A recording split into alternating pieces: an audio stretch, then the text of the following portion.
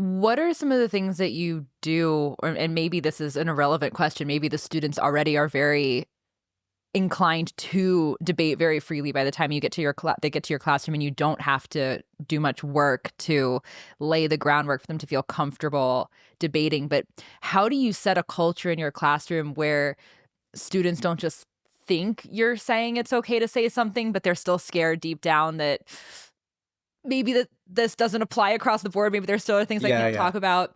Like, how do you really encourage them to say exactly what they think, even when it's something that might get them strange looks from everyone else in class? Yeah, no, that's a great question. So, I mean, there are a couple of different things that we do. One is that we do our classrooms discussions on using Chatham House rules. Like, if people are familiar with that, basically it just means it's kind of like Vegas. Like what happens in Vegas stays in Vegas, and but for academics.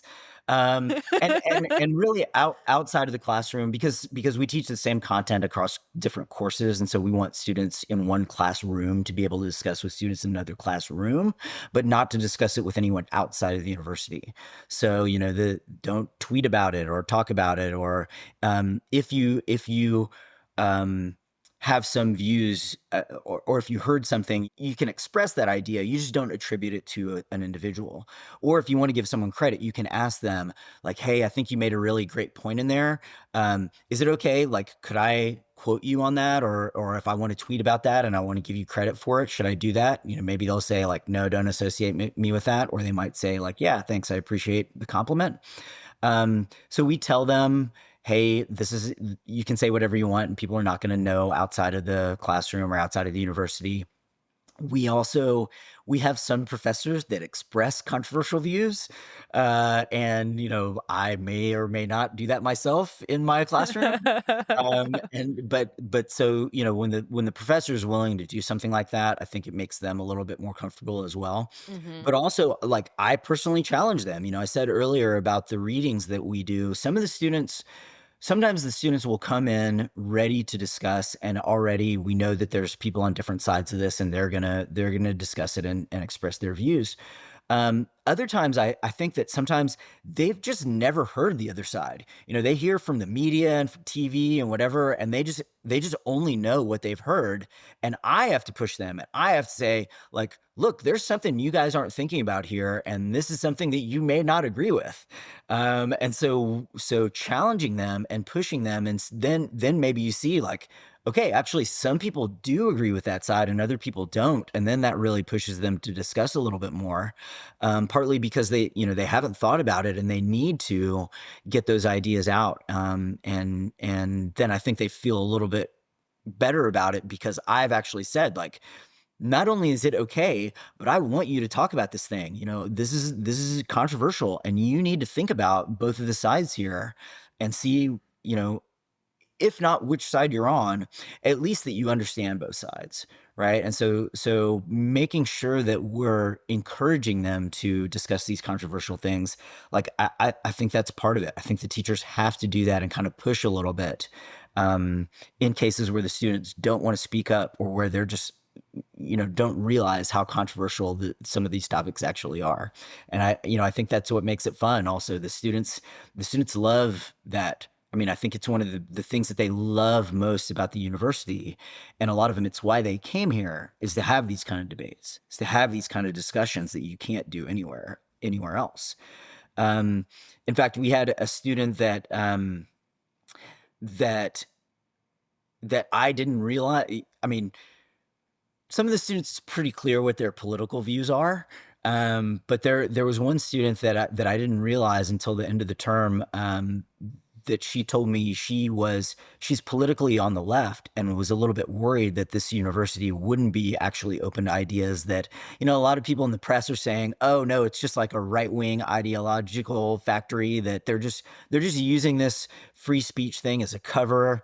And so she was a little bit nervous about that coming in. But she said by the end of the term, the discussions that we had in the classroom had really like opened her eyes and made her feel comfortable to express her own views, and that she had not, feels now, like she's not afraid to talk about how she feels about it, and that's something that I too, like, I was a little bit worried about that, and I don't want the students also only expressing one set of views inside or outside the classroom. We want everyone to feel comfortable about talking about the things that are important to them, even if it's something that most of the people disagree with. And so having a place where they can have these controversial discussions is, what we're trying to build. And so far, I think it's been pretty successful. That was one of the things that I wanted to ask you is, the Chatham House Rule, it makes it alleviates some of the fear of speaking out about either your ideas or things that you're just considering that you might not even believe, but you want to explore and maybe play devil's advocate for. Yeah. It takes away the fear of that being misconstrued or misrepresented or overrepresented and getting in the way of your future job prospects or, any public presence that you have or, anything like that. But it doesn't alleviate the fear of the social cost of saying something in front of your peers, which is hard for anyone, but especially a young person who's, going into an adult environment for the first time and is the relationships that you're making are it's all very intense, it's all very exciting. The social connections mean a lot to you. It can still be really scary even if people can't publicly attribute things to you. That's not really what you're afraid of anyway. You're afraid of the kids that you want to be friends with thinking poorly of you because you've either said something that they don't agree with or you've just asked what they perceive to be a dumb question or had a dumb take, and the fear of that can be so overwhelming. Is that something that you've also like had to work to build a culture where that fear gets alleviated with time? It sounds like in that anecdote that you just told that has been happening, but I'm curious if you've directly addressed that in any way, because I feel like that's almost more crippling than the fear of being publicly shamed for your ideas. Yeah, so it is really hard because the truth is it does all come down to the culture that you build, and that's Mhm. just very difficult to do. You can't you can't write it down anywhere. You just have to encourage people and try to guide them in the right direction where they can have open discussions and trust each other, but also be accepting of other people's ideas. Like the Chatham House rules, like we can write that down, but people could still violate it. And I've been at conferences where people said things in confidence and then other people quoted them out of context. And, so it's like, that's no guarantee. But also like you said, well, part of it is just the social stigma of having people that are disagreeing, and people may not like your views and may hold that against you.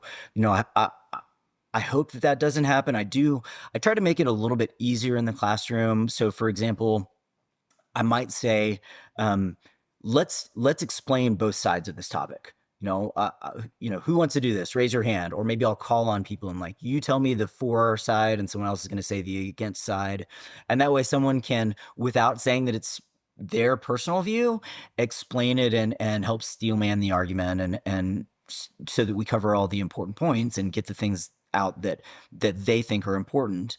But sometimes they do express it as their own views, and I think actually the fact that they're willing to do that is a good sign that the culture is succeeding in the way that we want it to. It is something that it's hard to build. But I think the idea that like entrenching the idea that look, we want to debate and we want people that have different opinions and we want to hear both sides makes students feel more comfortable outside of the classroom accepting people that have opinions on the other side. Even if it's something that is personal to them, and really important to them. The idea that you can still be friends with somebody that disagrees with you, that's something really important. And so having these debates and discussions where your close friends are saying something different and you are strongly disagreeing with them, helps you understand that, look, we can have different opinions and still be friends. And so, yeah, I think that part of it is like something that you just have to build, and it's difficult. But having these discussions is part of building that. It's like building up that muscle, right? That Mhm. becomes just natural to you, after having these discussions where you can disagree and it's not it's not a big deal and doesn't have to be anything personal. Like people take that to heart and learn that as part of their, personality and social structure outside of the classroom as well.